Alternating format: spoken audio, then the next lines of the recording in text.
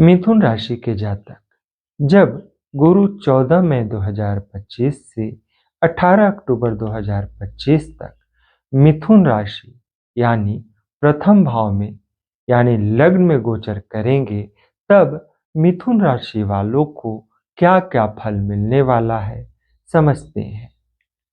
आपकी राशि कुंडली में गुरु सप्तम भाव और दशम भाव के स्वामी हैं, साथ ही मारक भी है और यह प्रथम भाव में गोचर कर रहे हैं।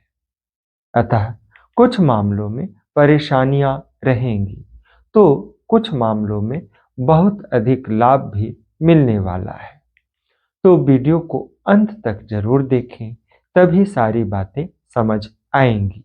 ध्यान देने वाली बातों में से गुरु द्वितीय भाव के कारक ग्रह होते हैं और वह प्रथम भाव में गोचर कर रहे हैं, यानी अपने कारक भाव से 12वें भाव में गोचर कर रहे हैं।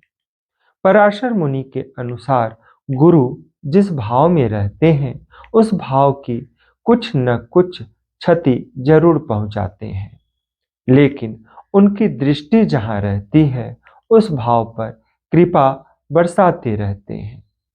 तो चलिए समझते हैं कि गुरु मिथुन राशि वालों को क्या क्या दे रहे हैं।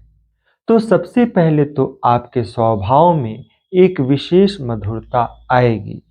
इस कारण लोग आपसे जुड़ना चाहेंगे, लेकिन आपके स्पष्टवादी होने के कारण सामने वालों को परेशानी लगेगी, क्योंकि आज के समय में लोग अपनी कमजोरी नहीं सुनना चाहते हैं, झूठी तारीफ सुनना चाहते हैं और वह आपसे नहीं हो पाएगा।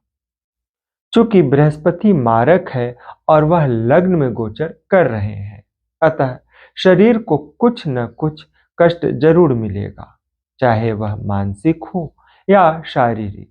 इसलिए कष्ट को डाइल्यूट करने की ताकत को बनाकर रखें।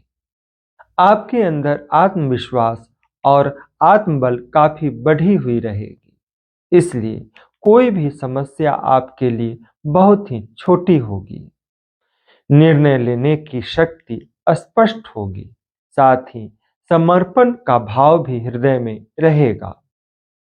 आपके काम समाज में एक नई पहचान बनाएगी, जो आपको जीवन भर काम आने वाला है। इसलिए काम से जी न चुराएं, क्योंकि यह एक सुनहरा मौका है जिससे आप अपने कर्म का पताका दुनिया में लहरा सकते हैं। गुरु की पूर्ण दृष्टि की बात की जाए तो लग्न भाव से गुरु की पंचम दृष्टि पंचम भाव पर है, सप्तम दृष्टि सप्तम भाव पर और नवम दृष्टि नवम भाव पर है। अतः बुद्धि और शिक्षा, रचनात्मक शक्ति, कल्पना शक्ति और शिक्षा ग्रहण करने की शक्ति बढ़ी हुई रहेगी। आपकी शिक्षा उच्च स्तर की होगी और आपकी बुद्धि तेज से भरी रहेगी। कोई भी निर्णय लेने में आप देर नहीं करेंगे। आपको संतान का विशेष सुख मिलेगा और आपके संतान को भी बुद्धि और विद्या का लाभ मिलेगा।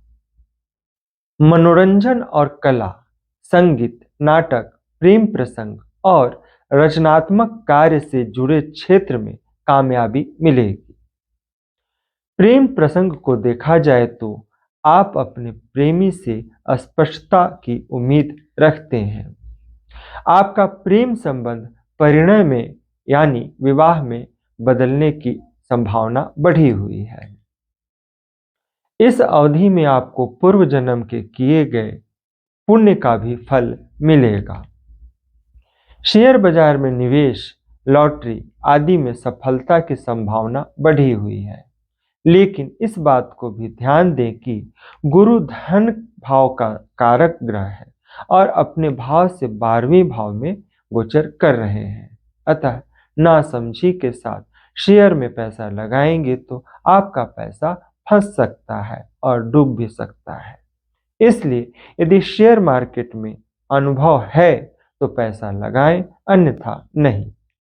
विवाह और जीवन साथी की बात की जाए तो जिन लोगों की विवाह की बात चल रही है उन लोगों का विवाह संपन्न हो जाएगा। क्योंकि राशि कुंडली में कुछ ऐसे योग भी बने हुए हैं जो प्रेम विवाह की ओर इशारा कर रहे हैं, तो ऐसा भी हो सकता है कि जिनका प्रेम प्रसंग चल रहा है वह विवाह में बदल जाए।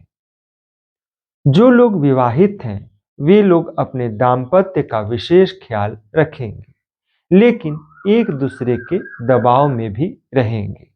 जो लोग साझेदारी और भागीदारी में काम कर रहे हैं उन्हें सावधान रहने की जरूरत है, अन्यथा धन के साथ साथ शारीरिक और मानसिक कष्ट भी मिल सकता है। समाज की बात की जाए तो समाज के प्रति आप काफी ईमानदार रहेंगे और समाज को कुछ विशेष देने की कोशिश करेंगे।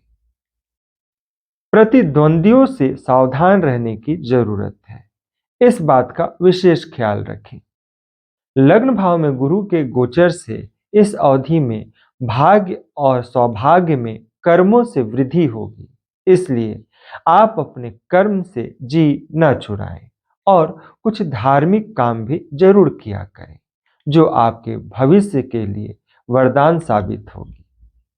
जो लोग उच्च शिक्षा लेने की तैयारी कर रहे थे उनका सपना पूरा होने वाला है। धर्म और कर्म के सिलसिले में विदेश यात्रा की संभावना भी बनी हुई है।